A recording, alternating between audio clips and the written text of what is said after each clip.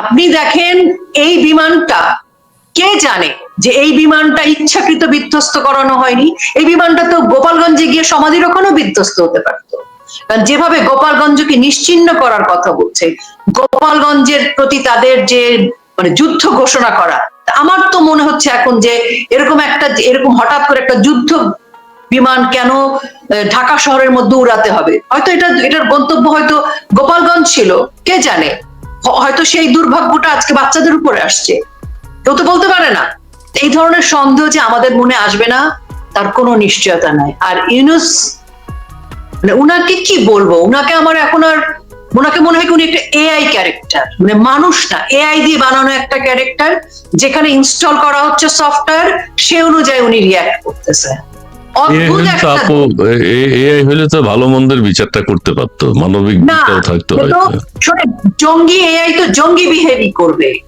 আপনি তো ধরেন আজকে আমি আজকে দেশের জন্য কাঁদছি, আপনি দেশের জন্য কথা বলছেন, আপনার এআই তো দেশের জন্য কথা বলবে, একটু হলেও বলবে।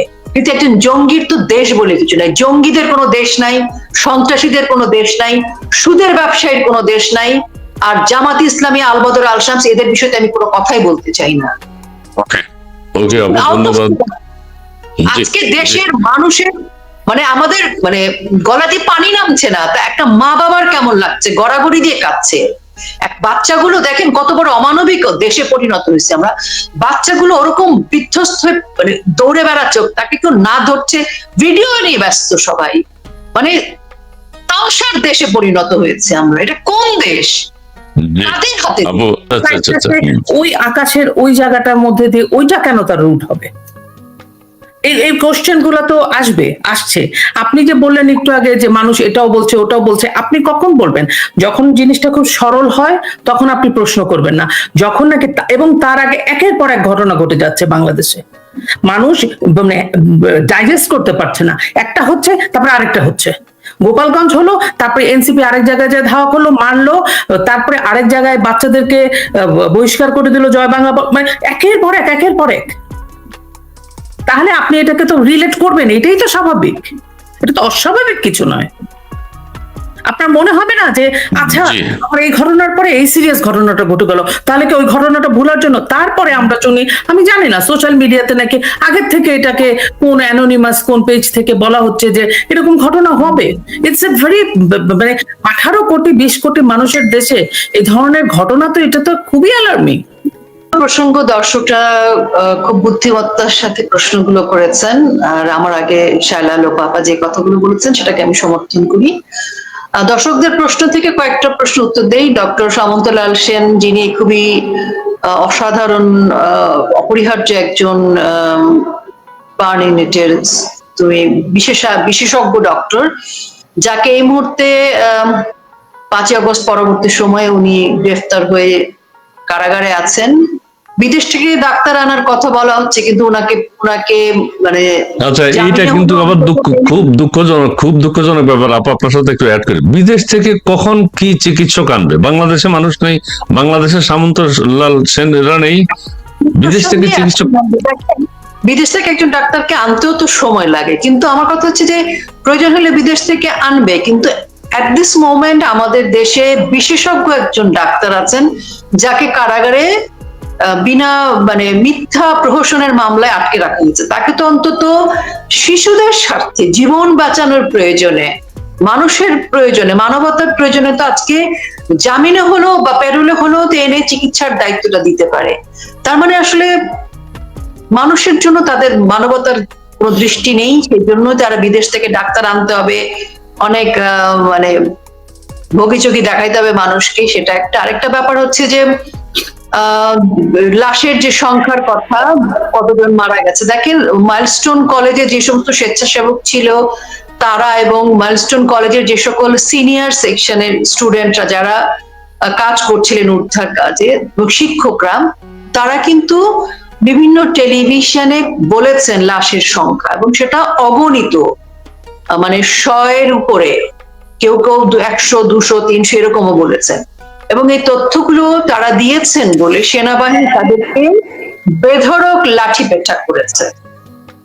সেই তথ্য কিন্তু, সেই ভিডিও ফুটেজে কিন্তু সোশ্যাল মিডিয়া এখন ঘুরছে। আমি শুধু পয়েন্টগুলো করে বলে যাচ্ছি। তারপরে দেখেন আমরা দেখলাম আমাদের রক্তের যখন প্রয়োজন হাহাকার হলো শুরুর দিকে, তখন আমাদের ছাত্রলীগের ছেলেরা কিন্তু জীবনের ঝুঁকি নিয়ে, হামলা মামলার ঝুঁকি নিয়ে তারা রক্ত দিতে গেছে। সেখানে আমরা শুনলাম যে ছাত্রদল কি স্বেচ্ছাসেবক দলের ছেলেরা তাকে মবের শিকার করে তাকে পুলিশে দেওয়ার মতো অবস্থা। ভাই, রক্ত দিতে গেছে, মানুষের প্রয়োজনে জীবনের ঝুঁকি নিয়ে সেই ছেলেটা গেছে, তাকে এখনই মারতে হবে? তো এই যে মানবিকতার ঊর্ধ্বে চলে গেছে, এদের কাছে মানবিকতা শব্দটাই এখন ইরেজ হয়ে গেছে। তারপরে আমরা কি দেখলাম, মানে ছাত্রদল স্বেচ্ছাসেবক দলের ছেলেদের শোডাউন দেখলাম, সেটা নিয়ে স্বেচ্ছাসেবক যারা ছিলেন ওখানে তারা বিরক্তি প্রকাশ করেছেন, তারা বিক্ষুব্ধ হয়েছে। তারপরে আমরা দেখলাম জামাতে আমির উনি বিশাল শোডাউন নিয়ে ওখানে গেলেন এবং সেখানকার রোগীর যারা ছিলেন, যাদের মানসিক অবস্থা বিধ্বস্ত, এরকম একটা অবস্থায় জামাতের আমির ওখানে যে শোডাউন করতে গেলেন এবং তার পরবর্তী মির্জা ফখরুল ইসলাম আলমগীর গেলেন ওখানে শোডাউন করতে। ভাই, জনগণকে নিয়ে ব্যবসা বাণিজ্য, সুদ, কিস্তি, মানে ভোট, নির্বাচন, ক্ষমতা দখল একটু রাখেন না ভাই। কোলের বাচ্চা মারা গেছে, নিজের কোলের বাচ্চা। একটা মা বাবার কাছে বাচ্চা একটু আঁচল লাগলে কেমন লাগে, এটা মায়ের বুকের মধ্যে জাগে। ওরা তো বাবা মা হিসেবেও অযোগ্য, মানে ধিক্কার জানাইতে হয় এদের। যেরকম একটা সময় তারা ওখানে আবার হাত নেড়ে নেড়ে শোডাউন করছে, প্রয়োজনটা কি ওনার? দুদিন আগে উনি, গতকালকে উনি স্টেজের মধ্যে চিত হয়ে পড়ে গেছে, আজকে ওনার যাওয়ার দরকার কি শোডাউন করতে? উনি কি ডাক্তার? ওনার ওখানে কি নির্বাচনী প্রচার করতে হবে? ফাজলামি এগুলো। ধানের শীর্ষে ভোট দিয়ে দিবে মানুষ, না ওখানে গেলে জামাতকে ভোট দিয়ে দিবে? এই যে জিনিসগুলো, তার মানে কি আমাদের উপদেষ্টারা কি করতেছে? ফাজলামি করে। আজকে যে কি বলে আমাদের এনসিপির কি বলে, মানে যাদের ধরেন নিবন্ধনই হয় নাই, এই পোলাপান গুলা রাঙামাটি না খাগড়াছড়িতে রাত্রি যাপন করবে, সেজন্য সেনাবাহিনীর ট্যাঙ্ক, সেনাবাহিনীর বহর, পুলিশের লোকজন ওখানে তাদেরকে মানে প্রোটোকল দিচ্ছে। আচ্ছা, কেউ কেউ বলছেন যে ওখানে প্রোটোকল দেওয়ার জন্য আইন শৃঙ্খলা বাহিনী ব্যস্ত, ওখানে মানে ডগ স্কোয়াড যেটা আছে ওইটাও নাকি ওখানে আছে। ওখানে যে লটবহরের হিসাব আপনি চিন্তাই করতে পারেন, আরেক যুদ্ধংদেহী অবস্থা ওখানটায়। তারপরে দেখেন এই যে সন্দেহের কথা, কেন সন্দেহ আসবে না? আপনি যদি অ্যানোনিমাস কোনো জায়গা থেকে কোনো থ্রেট আসে, তাহলে দেশের আইন শৃঙ্খলা রক্ষাকারী বাহিনীর দায়িত্ব কি? সচেতন হওয়া। হবে কি করে? তারা তো এনসিপি নিয়ে ব্যস্ত, তারা তো এনসিপি কে এন্টারটেইন করছে। এর যে বিশৃঙ্খল অবস্থা, এই দুটোকে মিলিয়ে আপনি এই বাচ্চাদের এই যে উত্তরা যে বিমান বিধ্বস্ত হওয়ার ঘটনা কিভাবে মূল্যায়ন করবেন? কি অস্থিতিশীল অবস্থা থেকে আমরা কোন দিকে যাচ্ছি? বাচ্চাদের উপর দিয়ে সেরে গেল।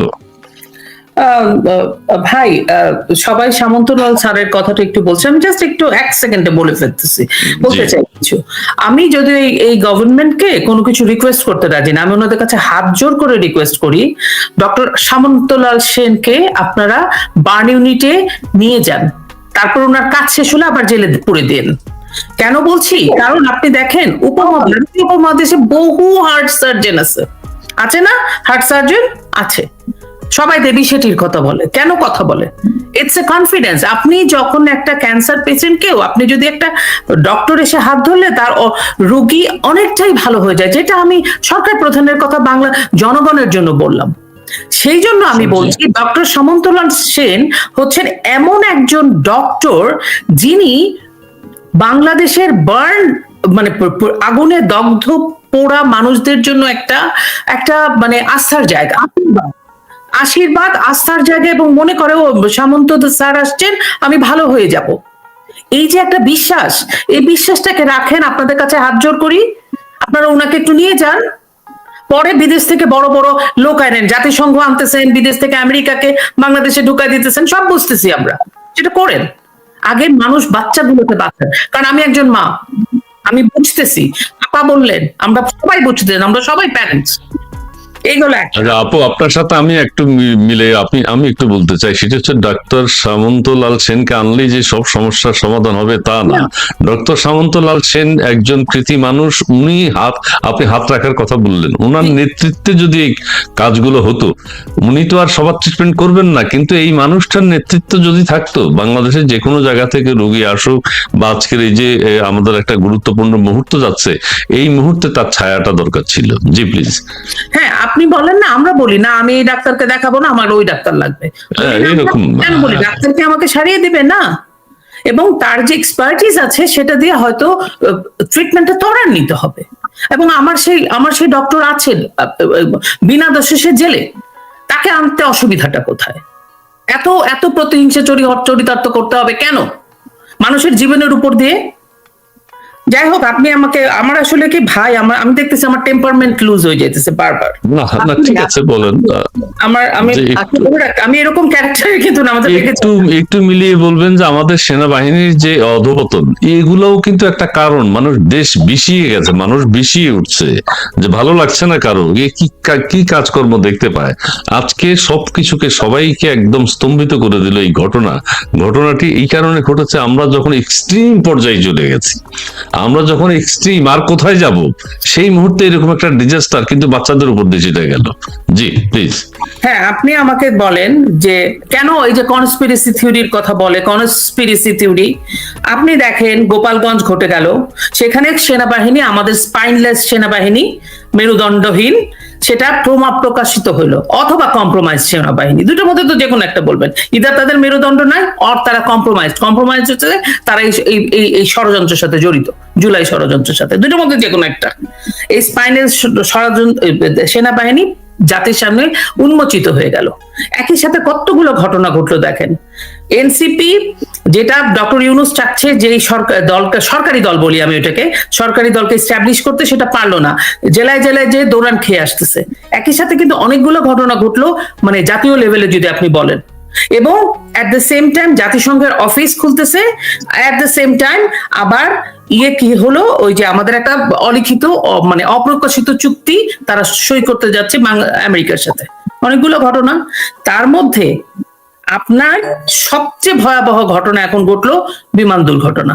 এমনই একটা সময়ে আমার বাচ্চা যখন জীবন মৃত্যুর সন্ধিক্ষণে, তখন কিন্তু আমরা বাংলাদেশের কোন অভিভাবক আর সময় নেই আর কিছু ভাবার। এখন ফোকাস করব আমরা আমার বাচ্চার দিকে। আমার একটা বাচ্চা স্কুল থেকে বের হইতে পারছে, কারণ স্কুলটা 20 শেষ হয়ে গেছিল, বের হওয়ার বাচ্চারা, একটা ভাই হয়তো বের হয়েছে, আরেকজনকে পাওয়া যাচ্ছে না, প্যারেন্টস কে খুঁজে পাওয়া যাচ্ছে না। তো আমার তো সময় নাই। তো আপনি এই যে এটা তো খুব স্বাভাবিক, এটা একটা খুব, আমার না, আপনি যে কোনো টপ স্টোরে জিজ্ঞেস করেন, ওরাও সেম ভাবেই চিন্তা করবে যে আসলে কি এটা পরিকল্পিত, এটা কি ড্যামেজ, সেনাবাহিনীর ড্যামেজকে ক্ষতিপূরণ, মানে ড্যামেজ হয়েছে যে সেটার কি বলবো, এটাকে একটু ফিল আপ করার জন্য, মনটাকে অন্যদিকে ঘুরিয়ে দেওয়ার জন্য। আর এই সেনাবাহিনী দিয়ে তো আপনি এখন সেনাবাহিনী ছুটছে ওদেরকে হেল্প করতে। কেন গোপালগঞ্জের সময় মনে ছিল না? গোপালগঞ্জকে আপনারা কি মানুষ না? তারা কি বাংলাদেশের ভূখণ্ডের? আপনি কি জানেন গোপালগঞ্জে কতগুলা কেস হয়েছে? টোটাল 5,400টা কেস হয়েছে, এবং যে 5 জন না 6 জন মারা গেছে তাদের নামেও মামলা হয়েছে। মামলা কি জানেন? এবং এই যে 5,400 জনের নামে মামলা হয়েছে, সেই মামলায় মামলা কে করছে জানেন? উপপরিদর্শক মামলা করছে, এবং বেনামি মামলা। কোন প্যারেন্টস কিন্তু মামলা করতে পারে নাই, অভিভাবক মামলা করতে পারে নাই। আপনি এগুলাকে কি, আমরা কি ঘাসে মুখ দিয়ে চলি ভাই? ওনারা কি মনে করে ওনারা যতই দমন পীড়ন করুক, শেখ হাসিনা তথ্য প্রযুক্তিকে এমন জায়গায় নিয়ে গেছেন, এইসব খবর চলে আসে, এগুলো খবর বসে থাকে না, এগুলো খবর আমরা পাই। সুতরাং এই সেনাবাহিনী এখন বিমান বাহিনীর ইরেসপন্সিবিলিটির জবাব বিমান বাহিনীকে দিতে হবে। বিমান বাহিনী কেন এইরকম একটা ট্রেনিং, মানে যুদ্ধ বিমান যেটা ট্রেনিং প্লেন, সেটাকে কেন ওই রাস্তা দিয়ে, ওই রুটটা তাদেরকে ইউজ করতে দিল? পারমিশন দিল কিভাবে? এভিয়েশন এটার জবাব দিতে হবে। সেটা ব্ল্যাক বক্স খুঁজে পাওয়া গেলে নিশ্চয়ই তাদের মধ্যে কি কনভারসেশন হয়েছিল সেটাই জানা যায়। সেটাও যদি সঠিকভাবে প্রচার করে, মানুষের তো কোথাও আস্থা নেই। আচ্ছা, আরেকটি কথা বলতে চাই যে আন্তর্জাতিকভাবে নিরপেক্ষ তদন্ত হতে হবে, এটা এই সরকারের অধীনে এই তদন্ত হলে হবে না। হ্যাঁ, যদি দুর্ঘটনাই হয়ে থাকে দুর্ঘটনাটাও সুন্দর করে প্রকাশ করুক, সেটি দেশবাসীকে জানাক। সেকেন্ড আমি বলি, এই যে ভদ্রলোক, জামাতের ভদ্রলোকটা আমির, উনি কি হলো ফিট লেগে গেল। বিশ্বাস করেন, আমি যখন ফিট হয়ে গেছে তখনই আমার মনে হচ্ছে এই লোকটা কি নাটক করতেছে, টু গেইন দ্য সিম্প্যাথি, যে আমি খুব কাজ করতেছি, আমি ফেন্ট হয়ে গেছি। সে যদি খুবই অসুস্থ থাকবে, একটা বৃদ্ধ লোক, সে ওখানে কেওয়াস সৃষ্টি করার জন্য, এখানে মানুষের রাস্তা নাই, পথ নাই, জ্যামের মধ্যে তার ওখানে যাওয়ার দরকারটা কি? দ্যাট মিনস 10 লক্ষ লোক, তাই না, একটা তার মানে তার অসুস্থ হওয়ার বিষয়টা নাটক। উনি তো হাসপাতালে থাকতে পারতেন না। আচ্ছা, যাক আমরা সেদিকে যদি না যাই, মুন্নু হাসান, জি জি জি, অরূপ ভট্টাচার্য, আমেরিকা থেকে বিমান কেনার চুক্তি হয়েছে, বাংলাদেশের 10টি বিমান কিনবে। ধন্যবাদ আপনাকে। তারপরে রয়েছেন দর্শক মন্ডলী, আপনারা শেয়ার করে দেবেন একটু, আমরা আসলে এটা নিয়ে উদ্বিগ্ন, পুরো দেশের মানুষই উদ্বিগ্ন, আপনাদের উৎকণ্ঠার কথাও আমরা জানতে পাচ্ছি। আমরা মুন্না পরবর্তী কমেন্টস কিছু একটা আমরা আলোচনায় চলে যাব। মুন্না কি আছো? আসিফ স্যার বলেছেন বিদেশ থেকে ডাক্তার এনে চিকিৎসা করা হবে, এই বাটপার। আচ্ছা কিছু বলা হয়ে গেছে। তিনি ভালো চিন্তা করছেন। দীপ, ভারত অস্ত্র দিয়ে সাহায্য করুক, এদের বিরুদ্ধে সশস্ত্র যুদ্ধ করতে প্রস্তুত আছি। জি, ধন্যবাদ আপনাকে দীপ। আমিনুল বাবুল, বাংলাদেশের কি দেশ কি আছে? আচ্ছা জি ধন্যবাদ আপনাকে। আপনারা যুক্ত হয়েছেন, আপনারা অনেক হাজার আমাদের যুক্ত হয়েছেন, এখন আপনারা দেখছেন জিনিসটি। সামন্তলাল সেন, মিনা সিং, তিনি বলছেন সামন্তলাল সেনের দরকার নেই, কালা পাঠার। আচ্ছা ঠিক আছে, হ্যাঁ পাঠান। আচ্ছা ঠিক আছে, দেন মিনা সিং। এবং আমার তাসনিম যারা কোথায়, খাইরুল হক, লাবলু, গোপালগঞ্জ এখন গাজা বা কাশ্মীর। জি ধন্যবাদ আপনাকে। গোপালগঞ্জের আতঙ্ক, শ্যামল দত্ত, সেনাবাহিনী এনসিপির চৌকিদার। জি ধন্যবাদ। সবাই ক্ষুব্ধ। হ্যাঁ, মিনার হাকিম, তিনি বলছেন কাঁদো বাঙালি কাঁদো। জি ধন্যবাদ আপনাকে। ABC 1 2 3 ব্ল্যাক বক্স মেরামতের আগে খুঁজে পাওয়া যাবে না। ব্ল্যাক বক্স মেরামত কেয়ামতের আগে খুঁজে পাওয়া যাবে না, আমি তো চোখেও দেখি না এখন। আচ্ছা, অরূপ ভট্টাচার্য, ব্ল্যাক বক্স পাওয়া গেলে বলবে শেখ হাসিনা করেছি। সে আওয়ামী লীগ সরকারের ষড়যন্ত্র হতে পারে। আচ্ছা আপা, আমি একটা এখন কথা বলি। প্রথম কথা হচ্ছে, তেজগাঁওয়ে যেখানে এখন প্রশিক্ষণ বিমানগুলো চালানো হয়, যেখান থেকে উড্ডয়ন করে, এটা এখানে থাকার কোনো যৌক্তিকতা নেই। সময়ের প্রয়োজনে এটা এখানে হয়েছে, 71, 72 বা 60-এর দশকে হয়েছে, কিন্তু এখন তো ঢাকা শহর এক্সপান্ড হয়ে গেছে, এগুলো এখন দূরে সরিয়ে নেওয়া দরকার। যে আমাদের যে আন্তর্জাতিক বিমানবন্দর আছে, হযরত শাহজালাল আন্তর্জাতিক বিমানবন্দর, এটা একসময় লোকালয় থেকে দূরে ছিল, ঠিক আছে, কিন্তু এখন সময়ের প্রয়োজনে এটা দূরে সরিয়ে নিতে হবে। বিগত সরকার চেষ্টা করেছিল আড়িয়াল খান নদীর পাশে একটা সুন্দর এয়ারপোর্ট করা, কিন্তু নানান ষড়যন্ত্রে, মারামারি, কাটাকাটিতে সেই প্রচেষ্টা ব্যর্থ হয়ে গেল। আমরা না হলে একটা নতুন এয়ারপোর্ট পেতাম। তারপরে বিগত সরকার 3rd টার্মিনাল আন্তর্জাতিক আমাদের বিমানবন্দরের পাশে করলো। ময়মনসিংহে একটা আন্তর্জাতিক বিমানবন্দর করার চিন্তা ভাবনা করেছিল।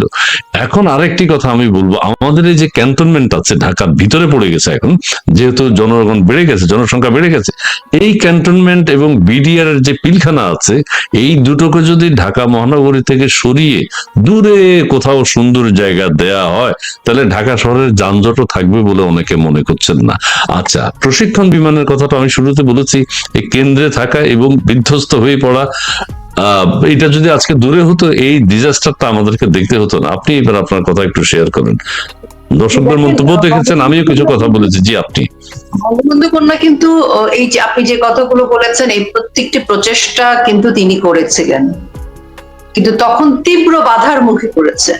আজকে কিন্তু বঙ্গবন্ধু কন্যা যা বলেছেন সেগুলো কিন্তু 5ই আগস্ট পরবর্তী সময় প্রতিটি কথা, প্রতিটি পরিকল্পনা অক্ষরে অক্ষরে যৌক্তিক এবং সত্যি বলে প্রমাণিত হচ্ছে। আজকে মেট্রো রেলটা হওয়াতে, এই যে মানে স্কুলের বাচ্চাদেরকে যে দ্রুত সময় নিতে পেরেছে, আজকে যে লাইনগুলো ক্লিয়ার হওয়াতে তো তখন তো বলা হয়েছিল যে উনি এটা কেন করছেন, ওটা কেন করছেন, এটা ঠিক না, ওটা ঠিক না, তীব্র সমালোচনা ওনাকে করা হয়েছে। এই যে সমালোচনার যে মুখগুলো, আমি আজকে খুঁজছিলাম যে মুখগুলো কোথায়। 5ই আগস্ট পরবর্তী সময় এই মুখগুলোকে আর খুঁজে পাওয়া যাচ্ছে না, এই মুখগুলোর জানাজা হয়ে গেছে। তো এখন আমার মনে হয় যে যারা এই সমালোচনাগুলো তখন করতো, ওরা হচ্ছে আসল চক্রান্তকারীদের দোষর। সময় আসুক, এদেরকে খুঁজে বের করতে হবে যে যে কোনো কিছুর মধ্যে তারা কিন্তু সবসময় সমালোচনা করেছে, এবং এই সমালোচনাগুলো এখন বোঝা যাচ্ছে যেগুলো চক্রান্তের স্বার্থেই করেছে, দেশের স্বার্থে নয়। যদি দেশের স্বার্থে হতো তাহলে আজকেও তারা সমান জোরালো কণ্ঠে কথা বলতে। আজকে তো বলছেন না, আজকে তো ঘুমিয়ে আছেন ডলারের প্রেসারে। তো যাই হোক, আরেকটি কথা আমি বলতে চাই, সেটি হচ্ছে যে একটু গোপালগঞ্জের বিষয়ে বলা দরকার। দেখেন, গোপালগঞ্জ জেলায় 15 থেকে 16 লক্ষ মানুষ, 8টা মামলায় প্রায় 10,000 জনের বিরুদ্ধে মামলা হয়েছে, 400-র উপরে গ্রেফতার। আর প্রতিদিন সন্ধ্যার পরে প্রতিটা বাড়ি বাড়ি গিয়ে তল্লাশি হচ্ছে, মানুষজনের উপর কিন্তু মানবতর নির্যাতন চলছে। এবং আগামী 1 মাসের মধ্যে যে পরিকল্পনা, পুরো গোপালগঞ্জটাকে কিন্তু একটা অবরুদ্ধ জায়গায় পরিণত করা, তাদের পরিকল্পনা গোপালগঞ্জ নাম পরিবর্তন করা, নিশ্চিহ্ন করে দেয়া, গোপালগঞ্জের গোপাল থাকবে না, এই যে যুদ্ধ ঘোষণা করা, এই অদ্ভুত সাহসটা কোথা থেকে পাচ্ছে? এটার পেছনের বাতাসটা কি সেনাবাহিনী দিচ্ছে, পুলিশ বাহিনী দিচ্ছে, বিজেপি দিচ্ছে, কে দিচ্ছে? এখন প্রতিরক্ষা মন্ত্রণালয়ের দায়িত্ব আমরা জানি ইউনূসের হাতে, তার সরাসরি নির্দেশে। তাহলে আজকে পর্যন্ত গোপালগঞ্জকে কেন্দ্র করে সারা বাংলাদেশে যত হত্যা হয়েছে, সকল কিছুর দায়ভার ইউনূসকে নিতে হবে। তাহলে সব খুব সরাসরি আমরা বলতে পারি মানে সর্বনিকৃষ্ট স্বৈরাচার এবং গণহত্যাকারী হিসেবে তাকে নির্দ্বিধায় বলা যায়। নাসিরউদ্দিন পাটোয়ারি থেকে শুরু করে হাসনাত আব্দুল্লাহ, সার্জিসরা কিন্তু এখনো প্রকাশ্যে গোপালগঞ্জের বিরুদ্ধে উস্কানি, হুমকি দিয়েই যাচ্ছে, যুদ্ধ ঘোষণা করে দিয়েছে তারা। তো এনসিপির মতো একটা অনিবন্ধিত রাজনৈতিক দল বলা যাবে না, সন্ত্রাসী জঙ্গিদের একটা কয়েকজনের একটা গ্রুপ, যারা সেনাবাহিনীকে নিয়ে সরকারের পৃষ্ঠপোষকতায় এই আস্ফালন করছে সারা বাংলাদেশের আপামর জনসাধারণের উপর। এবং আমরা, আপা বলছিলেন না, যে আপাই তো বোধহয় বলছিলেন যে সেনাবাহিনী কি মেরুদণ্ডহীন। সেনাবাহিনীর তো মেরুদণ্ড মানে নেই, কারণ তারা আজ্ঞাবহ হয়ে কাজ করছে। আমি বলবো যারা চুপচাপ দেখছি তাদেরও মেরুদণ্ডের সমস্যা আছে। কেন আপামর জনসাধারণ আমরা প্রত্যেকে প্রতিবাদ করি না? কেন না? সব দায় দায়িত্ব কি আওয়ামী লীগ সরকারের? যখন বঙ্গবন্ধু কন্যা সরকার পরিচালনা করেছেন, তখনও বঙ্গবন্ধু কন্যার অপরাধ, আওয়ামী লীগের অপরাধ, বঙ্গবন্ধু কন্যা সরকারের অপরাধ, তখন সবাই কথা বলেছেন। এখন বলেন না কেন? এখনো বলতে হবে, এখন বলতে হবে নিজেদের স্বার্থে। তখন তো কারো স্বার্থে বলেছেন, এখন নিজেদের স্বার্থে, দেশের স্বার্থে কথা বলেন। এই যে আজকে বাচ্চারা মারা গেল এবং এই যে মিসম্যানেজমেন্ট হচ্ছে, এগুলো কিসের জন্য? এই যুদ্ধবাহী প্লেনটার আজকে কেন ঢাকা শহরের মধ্যে? আমরা কিন্তু কদিন আগে বলছিলাম যে গোপালগঞ্জে নৌবাহিনী টাহিনী সবাই চলে গেছে, শুধু বিমান বাহিনীর যুদ্ধ বিমানটা যাওয়া বাকি আছে। তো তার মানে কি, যখন দেখেছে রাজপথে নৌপথে গিয়ে গোপালগঞ্জে কিছু করতে পারবে না, তখন কি আমরা বলতে পারি না এই যুদ্ধবাহীর টার্গেট ছিল গোপালগঞ্জ? যদি তা না হয়ে থাকে তাহলে আমরা সঠিক তদন্ত চাই। এই তদন্ত ইউনূসের হাতে না, আন্তর্জাতিকভাবে নিরপেক্ষ তদন্ত করতে হবে। সেটি তারা করবে না আমরা জানি, তার দাবিও করি না। এবং আজকে এই যে বাচ্চাদের লাশের সংখ্যা, আহতদের সংখ্যা, হতাহতের সংখ্যা, মিসম্যানেজমেন্টের বিষয়, এগুলোর জন্য সরকারের পক্ষ থেকে এখন পর্যন্ত কোনো বক্তব্য নাই, কিছু নাই, এটা বলবেও না। কারণ তারা মিলে যে বাংলাদেশটাকে ম্যাসাকার করছে, এই ম্যাসাকারের জবাব আমি মনে করি যে জনগণকে দিতে হবে। এই যে মায়ের কোল খালি হলো, এটা অনেক বড় একটা ডিজাস্টার। জি জি, মাদের প্রতি, অভিভাবকদের প্রতি আসলে কিভাবে মানুষ সমবেদনা জানাবে? যাদের সন্তান গেছে তারা জানে। জয়, ব্যাখ্যা কি আপনার সেই দিকে জানা আছে কিনা? দেশের মানুষের বিরুদ্ধে যুদ্ধ ঘোষণা করবে বলা হয়েছে প্রকাশ্যে, এটা কি হবে? এটার কি হওয়া উচিত? এটা তো শাস্তি হওয়া উচিত, কারণ একজন সাধারণ, সে তো একটা সাধারণ মানুষ, রাজনৈতিক দলের নেতাও তাকে বলা যাবে না, কারণ অনিবন্ধিত তারা। তো জি। এই যে মব দলের, মব সংগঠনের একজন ব্যক্তি, যার জামাত ইসলাম, জামাত মানে শিবিরের কর্মী হিসেবে যার সুখ্যাতি আছে, তারা যখন বলে যে যুদ্ধ ঘোষণা করছি, অমুক দেশকে উড়ায় ফেলবো, অমুক জেলাকে এই করব, তখন তার বিরুদ্ধে রাষ্ট্রের তো রাষ্ট্রদ্রোহী মামলা করা উচিত, তার বিরুদ্ধে মানে কি বলে ওটাকে, অ্যাটেম্পট টু মার্ডার মামলা করা উচিত, সব রকমের মামলা হওয়া উচিত, কারণ তার এই উস্কানির কারণে মানুষের প্রাণ চলে যাচ্ছে। এখন রাষ্ট্র তাকে কি তার বিরুদ্ধে আইনি অ্যাকশন নিবে? রাষ্ট্র তো তাকে যুদ্ধ করবার জন্য নৌবাহিনী, সেনাবাহিনী, বিজিবি সবকিছু সাথে দিয়ে দিচ্ছে যে যাও বাবারা, যুদ্ধ করো, যা ইচ্ছা তাই করো, করে দেশটা ভেঙে চুরে আমাকে আমার চেয়ারে বসিয়ে রাখো। ব্যাপারটা তো এরকম হচ্ছে, কিন্তু যুদ্ধ করবার জন্য সাথে সাথে সেনাবাহিনীর ট্যাঙ্ক যাচ্ছে তার সাথে। কেন? প্রতিদিনের খরচ কত জানেন? এই যে এনসিপি কে প্রোটেকশন দিচ্ছে মিনিমাম 3 কোটি টাকা। এই টাকা কে দিচ্ছে? আমি আপনি দিচ্ছি। সেনাবাহিনীকে কি রাখা হয়েছে আমার আপনার টাকায় এনসিপির এই কয়েকটা সন্ত্রাসী জঙ্গিকে প্রোটোকল দেওয়ার জন্য? ওরা কোন দুঃখজনক। শুনেন, একটা নাগরিকের প্রোটোকল পাওয়ার স্ট্যাটাসের বিষয় আছে, ওরা কোন স্ট্যাটাসে এই ধরনের প্রোটোকল পায়? কোন স্ট্যাটাস? শাইলা আপু, কোন স্ট্যাটাসে এই প্রোটোকল পায়? কোন স্ট্যাটাসে এই প্রোটোকল পায়? যুদ্ধ ঘোষণা করেছে দেশের নাগরিকদের বিরুদ্ধে, গোপালগঞ্জের মানচিত্র ভাগাভাগি করে অন্য জেলার সাথে দেয়া হয়েছে, তার মধ্যে এই দুর্ঘটনা। এখন কি তাদের এই কর্মসূচি আরেকটু পিছিয়ে গেল? গোপালগঞ্জকে ভাগ করা, গোপালগঞ্জে দ্বিগুণ শক্তি নিয়ে যাওয়া একটু পিছিয়ে গেল কিনা? না, আমার ধারণা পিছায়নি। আমি আপনাকে এই যে বিমানের কথা বললেন না, বিমান বাহিনী, ওখানে বিমান বা এয়ারপোর্ট আছে, আমি শুধু একটা কথা বলতে চাই, বিমান যখন উড্ডয়ন করে তার আগে টেকনিক্যালিটিস গুলো দেখে। 16 মিনিটের মাথায় ওটা পড়ে গেছে না কত মিনিটের মাথায়, তার মানে ইট ওয়াজ এ ফল্টি প্লেন, মানে কোন একটা যান্ত্রিক ত্রুটি ছিল। এটা হচ্ছে, এটা মানুষের মাথায় রাখা উচিত, ওইটাতে যান্ত্রিক ত্রুটি ছিল, এটা ভয়ঙ্কর গাফিলতি আর কি, গাফিলতি বা ইচ্ছা করে আমরা জানি না।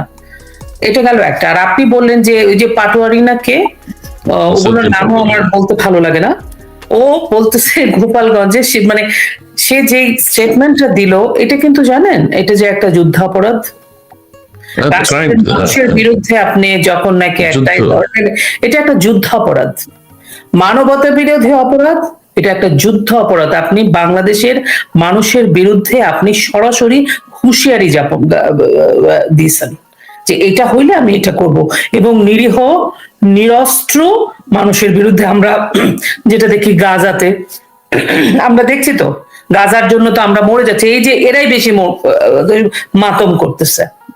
আর আপনি যেটা বলতেছেন যে মানচিত্র বদলে দিবে, আমরা তো কতগুলো মানে মানে সন্ত্রাসী, গুন্ডা, জঙ্গি এটা ক্যাপচার করে নিছে। ওই যে আমি শুরুতেই আপনাদেরকে বলছি, বর্গী এলো দেশে বা রাক্ষস এসে আমাদের ঘরটা দখল করে নিছে, এই রাক্ষস মুক্ত না করতে পারলে they can do whatever they want. বুঝতে পারছেন? এখন আইন, আদালত, নিয়ম কানুন, শৃঙ্খলা, পরিমিত বোধ, আপনি দেখেন না, স্লোগানের ভাষা শোনেন, আপনার শুনতে হয়, সাথে আপনার বাচ্চাটাকেও শুনতে হয় স্লোগানের ভাষা। লজ্জায় আপনি কান বন্ধ করেন, আমি শিওর। আপনি বুঝতে পারেন এগুলো কোনো স্লোগান, মানুষের জাত এগুলো কোনো স্লোগান দেয়? এগুলো বাংলাদেশের মানুষ না। মানে এটা কি বলবে, স্লোগানের কথা তুললেন, মানে স্লোগান যে কোথায় চলে গেছে এখন। আমাকে যখন পাঠায় বলছে এইসব আমাকে পাঠাবো না, এইসব জিনিস আমি একটা শুনি, আমি বুঝে গেছি কি হবে এরা, এদের কাছ থেকে প্রোডাক্টিভ কিছুই আপনি আশা করতে পারবেন না। এই যে ডক্টর ইউনূস কি করেছে জানেন? ডক্টর ইউনূস যে এজেন্ডা নিয়ে এসছে, বাংলাদেশকে আপনি 16 মাসের আগের বাংলাদেশ, আমি আমার দর্শক যারা আছে, যে কয়জন আছে, চোখ বন্ধ করে আমি বলবো 11 মাস আগে ফিরে যান, বাংলাদেশের কথা চিন্তা করেন। বিদেশে আমরা যারা থাকি তাদের বাচ্চারা বলে আমরা তো বাংলাদেশেই চলে যাই, কানাডার অর্থনৈতিক অবস্থা খুব খারাপ, বাংলাদেশে এত ভালো আছে সবাই, বাংলাদেশে কাউকে কোনো গিফট নিয়ে গেলে ওরা খুশি হয় না, বাংলাদেশে এতই অর্থনৈতিকভাবে স্বয়ংসম্পূর্ণ, বাংলাদেশের এতই মানুষ ফ্রিলি চলাফেরা করতে পারে, তাহলে আমরা এখানে কেন থাকতেছি? সেই বাংলাদেশ 11 মাসে আপনারা দর্শকরা চোখটা বন্ধ করে ভাবেন, আপনি চিন্তা করেন আপনার বাচ্চাটাকে আপনি স্কুলে দিলে আপনি গার্ড হিসেবে স্কুলে বসে থাকেন, বাচ্চার স্কুল শেষ হবে আপনি বাসায় নিয়ে আসেন। এখন কি হলো, বাচ্চাকে স্কুলে দিয়ে আপনি বাইরে থাকবেন, আপনার মাথার উপরে একটা বাজ ফালাই দিবে, প্লেন ফালাই দিবে। আমি তো সেভাবেই দেখতেছি, কারণ কি কোনো তিষ্ঠায় দিতেছে না তো আমাদেরকে। এখানে আপনি গোপালগঞ্জকে তো আপনি বাদ দিতে পারেন না, গোপালগঞ্জ তো আমাদের একটা রাষ্ট্রের অংশ।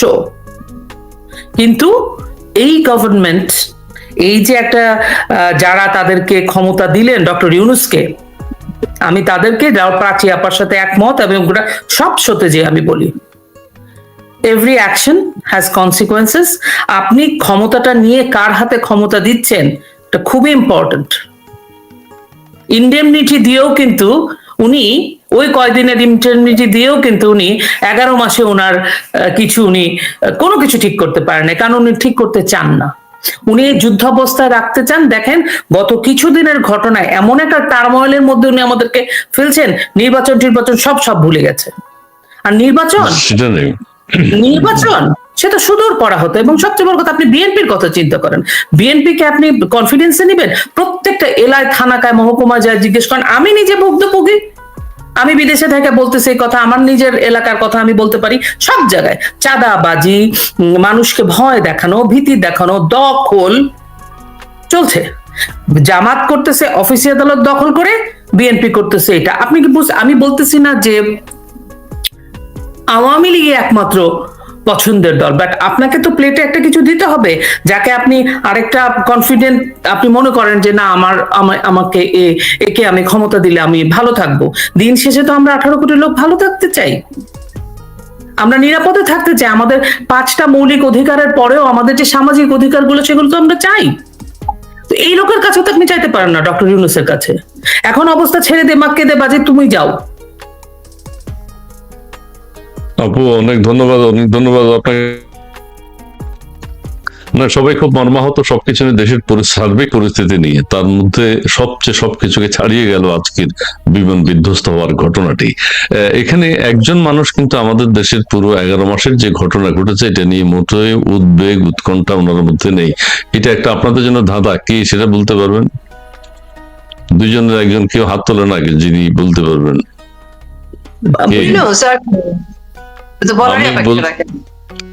না, আমি উত্তর সঠিক হয়েছে। জি জি জি জি। আচ্ছা, তো যে কথা বলতে চাই আপু, ওনার কোনো উদ্বেগ উৎকণ্ঠা নেই কোনো কিছুতে। নির্বাচনের বিষয়ে এখন আমরা কোনো আলোচনা করতে চাই না, আলোচনা হবে না, আলোচনার দরকারও নেই। আমরা এখন এই যে এই ঘটনাটা ঘটেছে আপনি বললেন দরকার নেই, এইটাই ওই লোকটা আছে, ও ভীষণ ধুরন্ধর জিনিস। এই যে বললেন দরকার নেই, এটাই আমাদেরকে দিয়ে বলাবে, এখন সময়ই নাই। এইটাই চেয়েছেন উনি। হ্যাঁ, এই যে লন্ডন ষড়যন্ত্র হয়েছে, সেখান থেকে সেটা পাকাপোক্ত হয়ে আবার বাংলা খুব কুল ব্রেইনে জিনিসটা হ্যান্ডেল করা হয়েছে।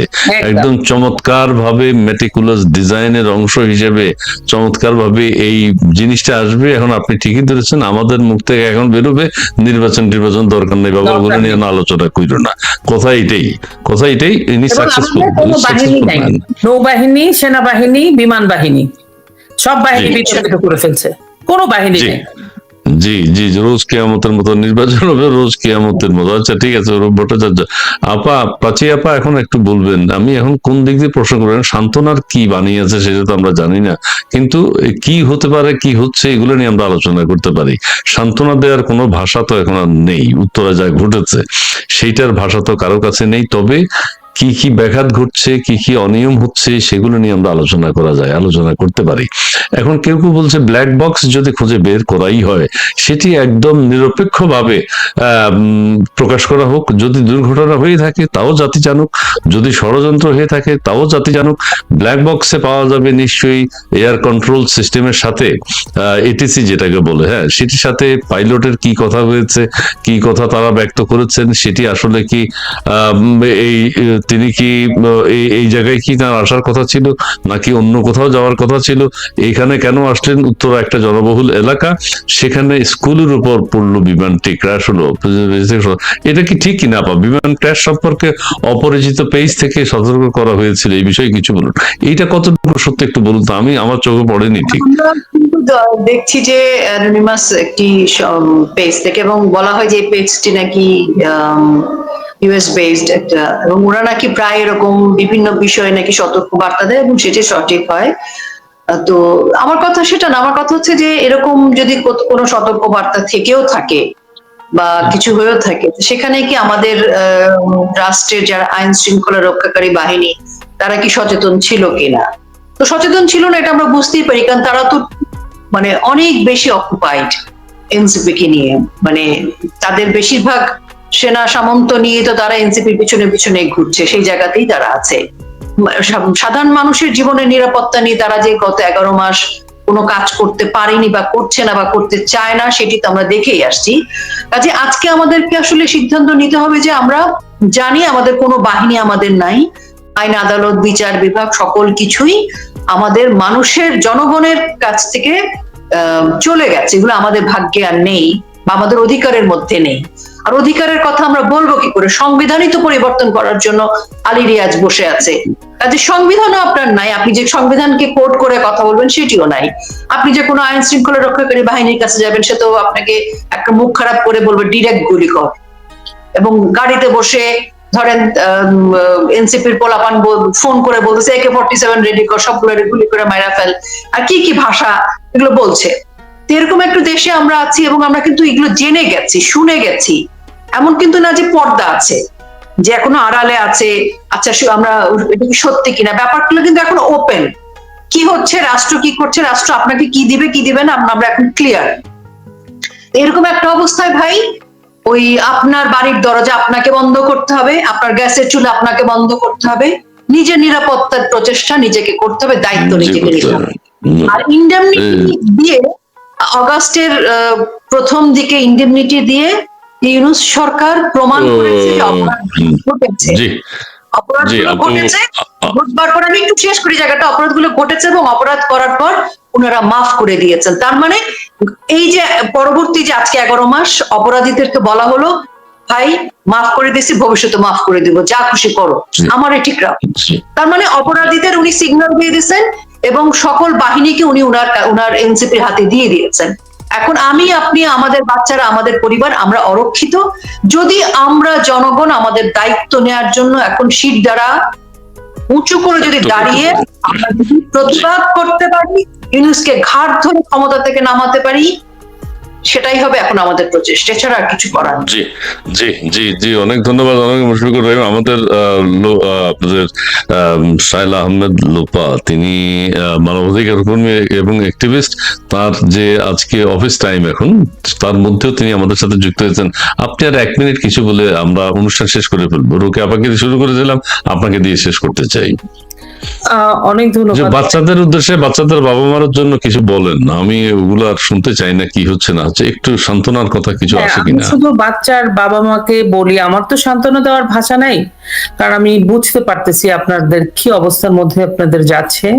আমি শুধু এতটুকুন বলবো, আপনারা ধৈর্য ধরেন, এবং আপনাদের যদি প্রপার ট্রিটমেন্ট না হয় এবং আপনাদের যদি বাচ্চা বা আপনাদের অনেক বাচ্চাদের অভিভাবককে ধরেন মাকে খুঁজে পাওয়া যাচ্ছে না, যদি আপনারা এরকম কোনো কিছু না পান, আপনাদের পর্যাপ্ত পরিমাণে তথ্য উপাত্ত এবং সুযোগ সুবিধা দেওয়া না হয়, তাহলে আপনারা সরকারিভাবে কোনো সাহায্য হয়তো আপনারা, সরকার তো নাই, পত্রিকা নাই, কোনোখানে বলার সুযোগ নাই, তাহলে আপনারা সোশ্যাল মিডিয়াতে তুলে ধরবেন। এটা আমি আপনাদেরকে বলতে চাচ্ছি। এবং চিকিৎসা সেবা সুযোগ সুবিধা পাওয়া আপনার নাগরিক মানে অধিকার, এই অধিকার থেকে আপনাদেরকে কেউ বঞ্চিত করতে পারবে না। আর যেসব বাবা মারা তাদের সন্তান হারিয়েছেন, আমি ভীষণভাবে সমব্যথী। আমি জানি না আপনাদেরকে কি বলে সান্ত্বনা দিব, এই কষ্ট আমরা ভাগ করে নিচ্ছি, আমাদের এটাই।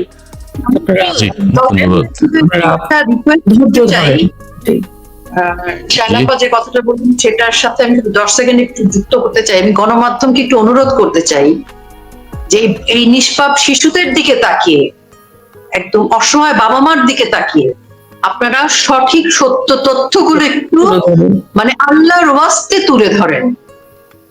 মানে আমি একজন রাজনৈতিক কর্মী হিসেবে বলছি, একটা মা হিসেবে বলছি, মানে এই ঘটনার সঠিক তথ্য বাবা মায়ের দিকে তাকিয়ে, আপনাদের বড় বাচ্চা আছে, অনেক সাংবাদিককে আজকে আমরা দেখেছি আহাজারি করে কেঁদেছে। এই ঘটনার স্বার্থে, বাচ্চাদের স্বার্থে, মা বাবার স্বার্থে সঠিক তথ্য তুলে ধরেন।